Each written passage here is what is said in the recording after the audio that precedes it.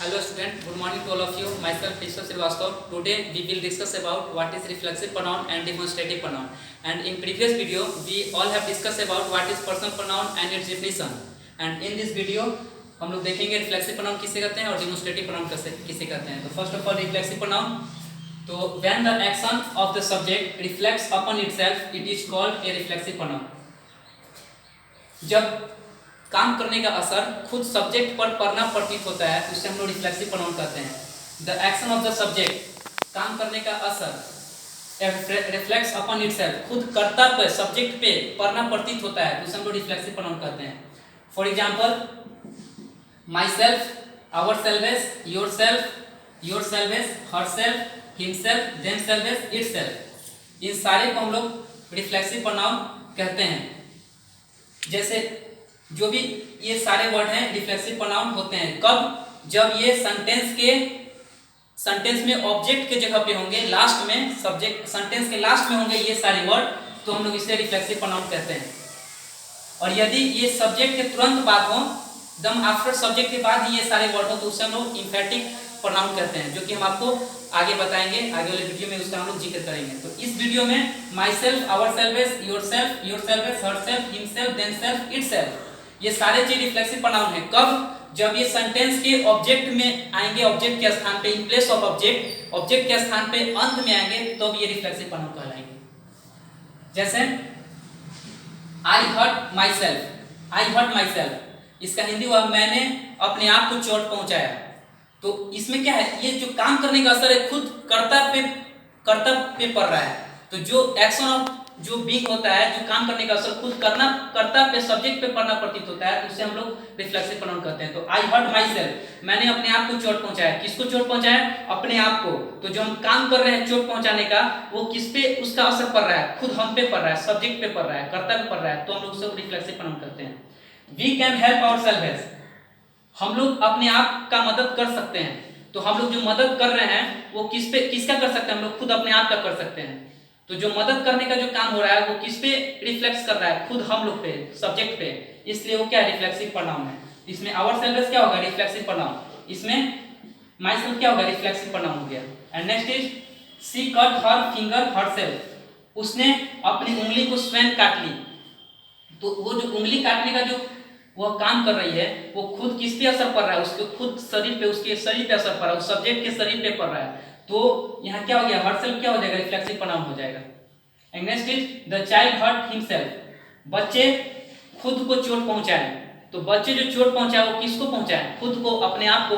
तो बच्चे क्या है? यहाँ सब्जेक्ट है. तो खुद जो इसका काम करने का असर, चोट पहुंचाने का असर किस पे पड़ रहा है? बच्चे पे पड़ रहा है, सब्जेक्ट पे पड़ रहा है. तो यहाँ हर्ट हिमसेल्फ क्या हो गया? रिफ्लेक्सिव प्रोनाउन हो गया. And our next topic is demonstrative pronoun. तो डिमोन्स्ट्रेटिव प्रोनाउन को हम देखते हैं.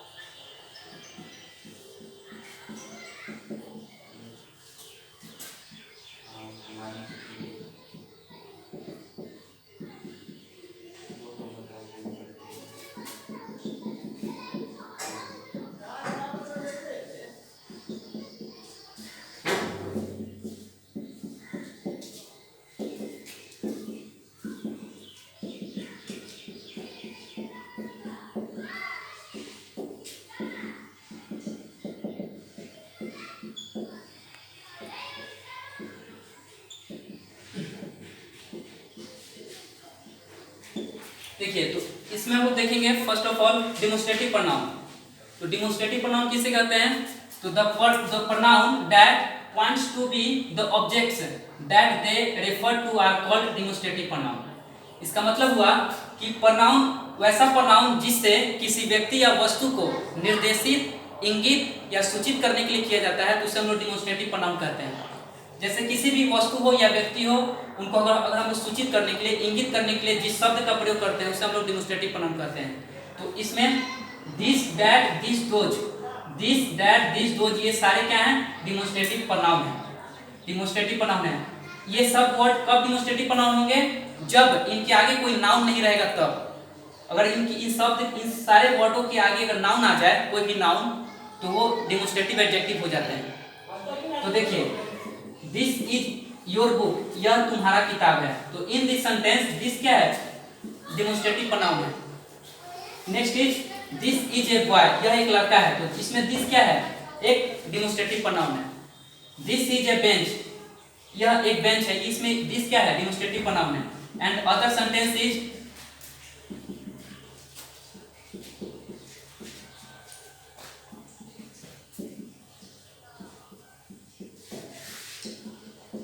दैट इज योर पेन, यह तुम्हारा कलम, वह तुम्हारा कलम है। दैट इज योर पेन, वह तुम्हारा कलम है। तो इन दिस सेंटेंस दैट क्या है? डेमोस्ट्रेटिव प्रोनाउन है। And next is these are balls, ये जो है गेंदे हैं। तो इन दिस सेंटेंस दिस क्या है? डेमोस्ट्रेटिव प्रोनाउन है। तो इन सारे वर्डों के आगे कहीं भी नाउन नहीं है, वर्ब हो या कोई और भी जो पार्ट ऑफ स्पीच के भाग होते हैं वो हो, तो प्रोनाउन होंगे। यदि इन सारे के आगे अगर नाउन आ जाए, इन वर्ड के आगे नाउन अगर आ जाए, तो वो डेमोस्ट्रेटिव एडजेक्टिव हो जाते हैं, प्रोनाउन नहीं होते हैं।